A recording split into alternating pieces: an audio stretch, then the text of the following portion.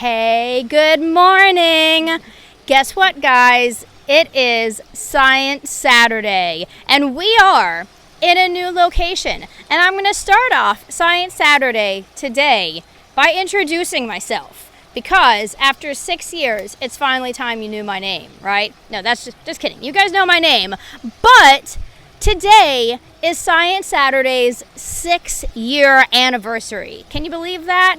We have been on virtual for about 3 years, but 6 years ago in March, we started Science Saturday doing science-based craft activities at Lattes in Paradise at Red Hook. I missed the coffee, but I am so proud of where we've gone. Now I just bring my coffee with me. So, Science Saturday, always very exciting. You guys know that? I know that. Science Saturday is so much fun. And you're going to ask, what are we doing this month, Kitty? So, I am here, again, at the University of the Virgin Islands, because this is where the coolest research happens. But we're at a different set of coral tables today, and I'm with Erin. Hey, Erin. Hey, Kitty. Thanks for having me. Oh, of course. So, who are you? What are you? What are we doing? I'm Erin. I am a master's student in Dr. Tyler Smith's lab, and I am researching the effect of macroalgae on coral in the Caribbean, specifically within the USVI. Okay, macroalgae. Mm-hmm. Macro means big, Correct. Right? Yes. How big do we have to be macroalgae? That's a great question. I guess it's relative. So when you think of the coral that's within, or the algae that's within coral, that's not macroalgae. Okay. Technically, macroalgae is more of a fleshy, you can hold it in your hand kind of type of thing. Okay, I like this. But I guess when you think of macro versus miniature, it's all relative. So. Right, yeah, absolutely. All right, so you're looking at the relationship with macroalgae and coral. Definitely, yes. Cool. So let's dig in a little bit. Like, what is your research looking at? So my research is 2 parts. The first part is looking at 10 years of coral and algae data within the USVI. Okay. The second part is what we're in front of right now, which is our experiment. And it is looking at the effect of heat and macroalgae on coral stress and coral's recovery from stress. Ooh, so when you think of like the greater world of coral reefs, 2 of the biggest impacts right now are heat stress from climate change, as well as the impact of macroalgal rise. Okay. So generally speaking, across the world, a lot of people have agreed upon the fact that coral dominance is declining. Right. And conversely, algae is increasing. Okay. So as you kind of think about those 2 trends, as coral declines and macroalgae increases, the corals that are sticking around are going to be interacting more with algae. Okay, cool. So our title that you came up with actually is Friend or Foe. Right. So we're looking at the relationships, and is it too soon to tell? Are we too early in this relationship? Like, is it friend or foe? Well, if you think about a healthy coral reef system, there's always going to be macroalgae. Right. It's the basis of a lot of the herbivore diet. And so in small and when it's kept in check, macroalgae is a friend. It's good. Okay, cool. It's part of a healthy ecosystem. Nice. But when coral reef health declines and macroalgae increases in the system, it can kind of turn into a foe, and that coral has a hard time rebounding when there's too much macroalgae in the system. All right, that makes sense. Yeah, so we're trying to figure out what level of friend or foe it is in the Caribbean So right we're now. going through changes, you know, there's good, there's bad, there's questions. So many questions. And this is a little early actually in Science Saturday, but I always like to bring back our topics to climate change. So I think we're going to pin that until after we talk a little bit more. But there's a possibility for climate change impacts. Dun, dun, dun! All right, so let's get a little bit more in depth about your actual project. Definitely. Like, what are we doing? So my experiment, to get a little technical, is a 2-factor fully crossed experiment. Okay. So my 2 factors I are... understand that completely. my Two things, heat and algae. Okay. So within my heated treatments, we have the ambient temperature. So just the water coming in from Brewers Bay right here. Okay. That's going to be my ambient treatment.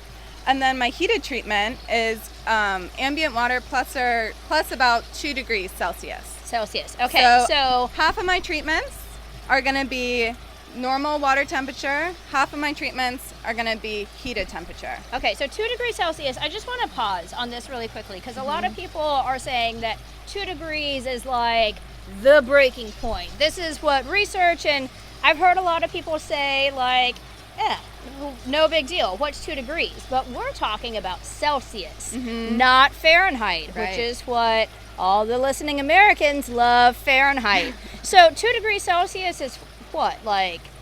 Oh, that's a math 6 question degrees? that I'm not sure. 4 to 6, something.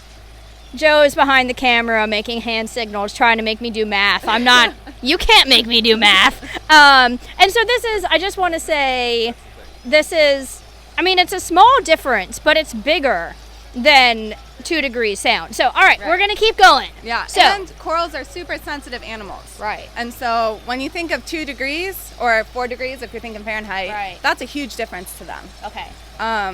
So thinking back to the experiment, so we have heated temperature and ambient or like colder temperature.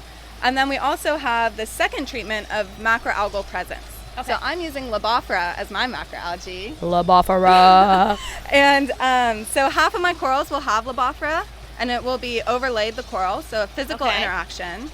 And then half of my corals will not have Lobophora. Lobophora. So this is my new favorite word. It's a fun Lobophora. That sounds about right. It looks like a half moon or a moon shape. So it's a flat macroalgae. It's a flat. And then it kind of just lays over the top of the coral. Okay. So, you guys are really missing Joe trying to mime scientific topics to me. Someday we're going to have a behind the scenes of Science Saturday. Maybe more interesting than in front of the camera. No. All right, so we've got Lobophora and no Lobophora. Right. We've got ambient temperature and we've got plus 2 degrees. Right. So this is 2 by 2 by 2 by 2 by 2. Exactly. So I'll have 4 treatments. Okay. And so that means that I have I have 40 corals, so there's 10 corals that are receiving each treatment. Okay. And essentially, I'm going to be using what's called a pulse amplitude modulation, which is, if we want to look at it right here, this fancy instrument. What? And this essentially, if you look at it, it's called a diving PAM. And it sends out kind of strodes of light through this probe right here. And what it gets back is essentially a metric I'm so blown away. I'm just here dumbfounded. It's a metric of coral health, essentially. So I'll be able to look at all of my coral fragments and see how their health, or you're really actually looking at the algae's health within the coral tissue. Okay. But how they're affected by my treatments. Okay. So yeah. This thing is so cool. Yeah, it's really neat, and it's like pretty fun and easy to use as well. So yep, but essentially I want to see during the heat stress if the corals that are interacting with algae take longer to recover and have a more dramatic response to the heat stress than corals that both don't have heat stress and the corals that have heat stress and don't have algae. Cool. Can we turn this on? Definitely. So what you do is you hit the on button. And so this tells us par is the amount of light. So if we take this sensor off right here and hold it up, it should. Okay, so it's telling us par is about 38:46 outside. So that's pretty sunny. Okay. Can confirm is sunny. Very sunny. Scientific instruments. And then what I'm going to be looking at is this right here, the Y22. And so that's essentially going to tell me the health of the algae on the inside of the coral. Oh, okay. Yeah. So we've learned about the algae inside coral a little bit. So this is really fun. But you can like get in there and be like, how you doing, guys? Yeah, everything cool? And so this is actually a kind of precursor to seeing if the coral is going to bleach or not. So it tells you both a quantifiable amount and a kind of behind the scenes look at whether that coral's happy or unhappy or stressed or going to bleach and lose all of its symbionts. Okay. So yeah, that's how I'm going to be taking my measurements. And Are there corals in here right now? There are not any corals in here right now. Okay, no. we're at a demo table. Yes, Got it. yes. But so this is showing, I mean, this is good scientific stuff, how it's set up. Also, like, just the wild technology, engineering, like, everything that goes into this is... So, many thanks to Dr. Robin Smith, who has basically been the mastermind behind setting this all up. The system that I had rigged up before this did not look near as nice as this, and did not work as well. So, huge thank you to him. So, long term, well, let's look at a few long terms. Walk me through this. What's going on here? So these two pipes right here are my heated water temperature. So if the camera could feel the temperature of the water, you would see that. Let me show you. It's pretty warm. This is warm. Is about actually like 90 degrees right now. I would swim in this. You could swim in this, yes. And then these two pipes right here are my ambient. So Kitty, tell me if there's a temperature difference. Oh, fur. So that's about... Would not swim in this. This is about 3 degrees difference Celsius. So you can see that the corals are used to this temperature right here. And you can imagine if they're sensitive animals, putting them in this heated temperature right here is going to make them freak out a little bit. I'm a sensitive animal. I feel the pain. So what happens is the water comes in from Brewers Bay through a couple filtration systems, but it comes in through that pipe. Okay. And then is divided and gets dropped into 2 of these buckets. So that's my header tank, and that's where the water gets heated before being distributed to these different cups. Very cool. Yeah, so then each coral fragment will have its individual cup, and then depending on its treatment, whether it has macroalgae or Labofra, your new favorite word. Labofra! It will each have its own cup, and each day we'll switch them around and measure them and track its health and see how they're doing and how... They're separate cups, so what's happening in this cup or what's happening to this coral is not going to impact the results of the coral next to it. So say for some crazy unknown reason, this coral right here gets diseased. Hopefully the impact of that disease will not be spread to the cup next door because they're not sharing water or resources or anything. So it's kind of a way to standardize everything. Cool. That makes sense. You don't want, if somebody's not feeling well, what is that saying that like one bad apple ruins the bunch? Yeah, definitely. One bad coral, let him feel okay, or her, or them. Corals are like massive colonies. Yeah.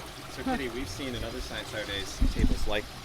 So Kitty, we've seen in other Science Saturdays coral tables like this, but the corals were all together. Think like at the Nature Conservancy or Coral World. And so this is different because this is for research. Yeah. Thanks, Joe. So yeah, this is research. Like this is your thesis project. Like she's a scientist. I am a ridiculous person who reacts to things. Erin is a scientist, like Joe. This is really cool. I think just like the thought behind putting this together and all of the work goes in. So a lot of work. Mm-hmm. Yeah, I know this. I am sympathetic, not empathetic. I never had to do this, guys. I'm sorry. I have an English degree. I wrote papers and I talk. Shocker, I talked. That sounds way harder to me than what this is happening. So, what are the implications of the research that you're doing? Like, yes, this is good for you, student. Being a student is good, but a master's thesis goes so far beyond that. So what are you hoping to find? What is your inspiration? Why are you so excited about this? Yeah, so that's a great question. So if we think back to the beginning of our talk when we kind of talked about climate change, there's a lot of factors that are going into the health of coral reefs. But what I'm most interested in is thinking about some of the bigger factors. So we know that global warming is happening, or climate change. And so we know that the oceans are heating up. So that's one big factor. And we also know that macroalgae, if kept in check, is good for coral reefs, but once it kind of gets outside of those limits of checks and balances, can be really detrimental to coral. But not a lot of research has actually looked at the combined effects of those two big things. So my experiment is looking at that combined effect, so kind of giving us maybe a peek into the effect of these two interplaying factors and how corals in the future, say maybe a couple years down the line, are going to respond to these two co-occurring factors. Okay, cool. That's really interesting. My brain is swirling around. I have 100 questions. What? Can we look around a little bit? Yeah, definitely. Cool. We've got wires. We're not going to do anything too crazy. Lead the way. Where are we going? So this is, if we actually go this way, we're going to walk maybe one table down. I'm not going to open the shade cloth because I don't want to stress the coral with too much light. These shade cloths, if you can see, they have a little bit of a mesh on top. So when you think about corals in the ocean, they have a couple, anywhere from like 5 to 30 feet of light attenuation. So where we get the corals from, they're acclimated to a different amount of light than where they are right here. And so we keep this shade cloth on top so they're not blasted by light. Makes sense. Oh, you want to do par above and below? Yeah, that's a good idea. Ooh. Science. We're doing science. This is really fun, guys. And we're bringing out the Pam. Okay, so again, this is our Pam. Hey, we Pam. can actually test the amount of light that the corals are receiving right now. So this is our scope, and we want to say right here.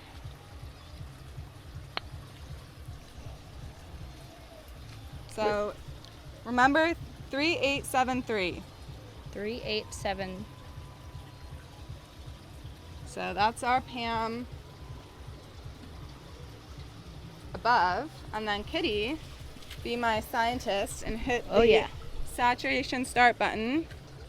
How do I? No. Oh, How do I get there? You just Yeah. Oh. Well- What? Did I do that? It's beeping. Yeah, so that's right. Okay, hit keep it in mind again. it's cloudy right now and it's under this. Right. Yeah. So bad demo, but in theory, the shade cloths block out a lot of the light. Right. And that keeps our coral healthy and also cooler if it's under a shade cloth. This button is not a button. So this is a really cool machine and it took me a while to figure out. But it's a button, but you don't like press, like It's you not press, a you press tap button. it. Yeah. But it's not like a button that you press. That's for diving, scuba diving. Right. You know, it makes sense now. I Yeah. hope that everybody saw me just like hopelessly tapping on the glass looking for something to happen.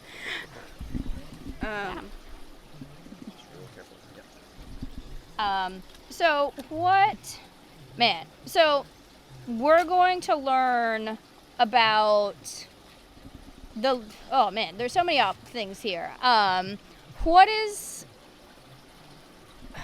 just completely spiraled out of control.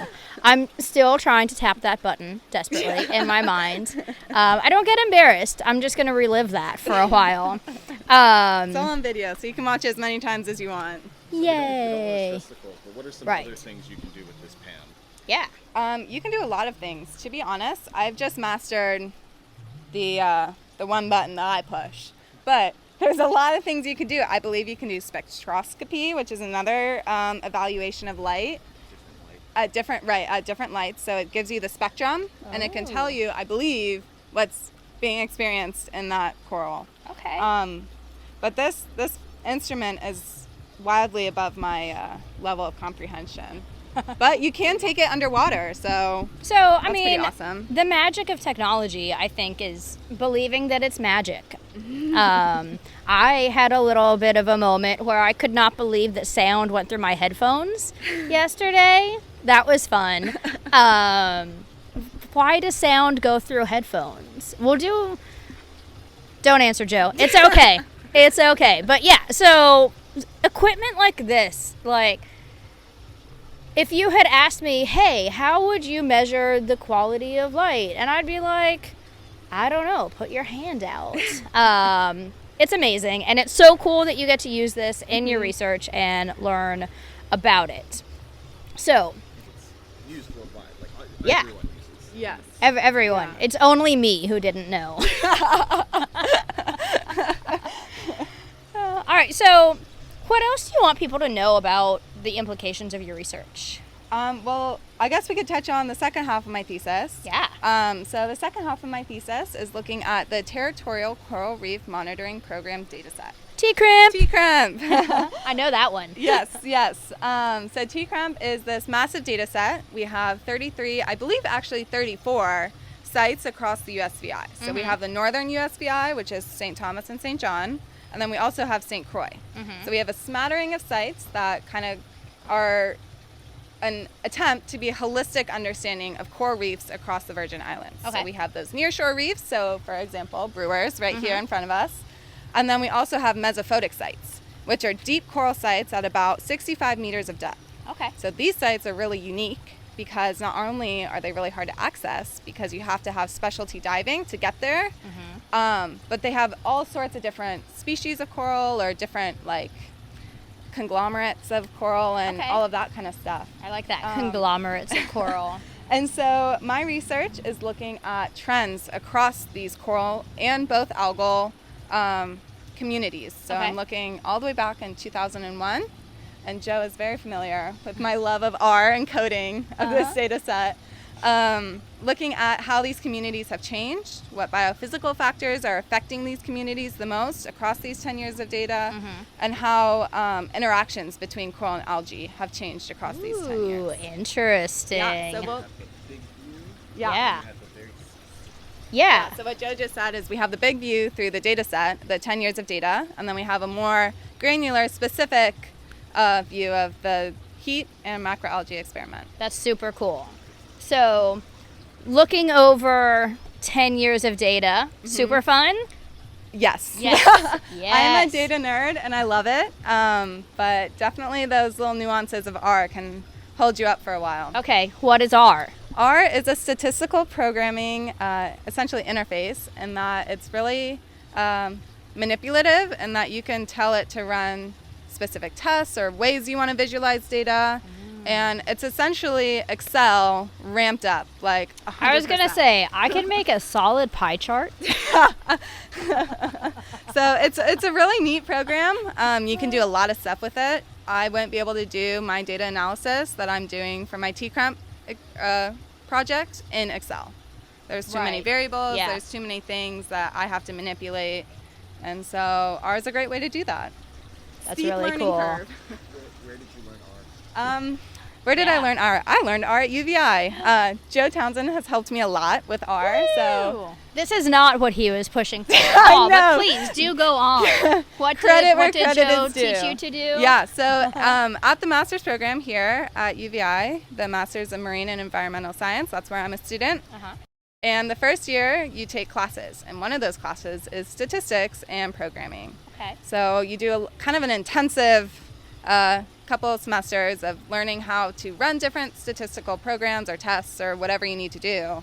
And so when you're thrown into the world of thesis data analysis, you kind of have a really good footing of how to use R and what you need to do to your data. That's really cool. I love the concept of data, and I love seeing the results of it. I could never go in there. So we've talked about a lot of really cool things today. We've learned some new words. What is our take-home message? What do you want people...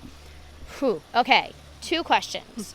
What do you want people to know about your research? Just kind of like one sentence recap. Okay. And what do you want people to do differently? Oh, those are hard-hitting questions, Kitty. The real questions at Science Saturday.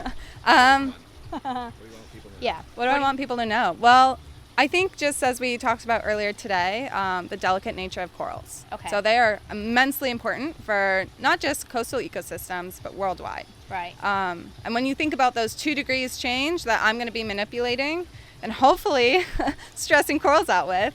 Sad face. For research. For science. For science. That small change can have a huge effect on coral colonies, their organisms, but also on a lot of things that people don't expect. So that's a huge one. Okay. The second question. What should we do differently? What should we do differently? What? I mean, that's a huge question. Let's pick one thing that you think people should do differently. Related to your research, Let's not go with like putting your shopping cart back. Please put your shopping carts back. Something people can do differently. I think just maybe becoming more aware.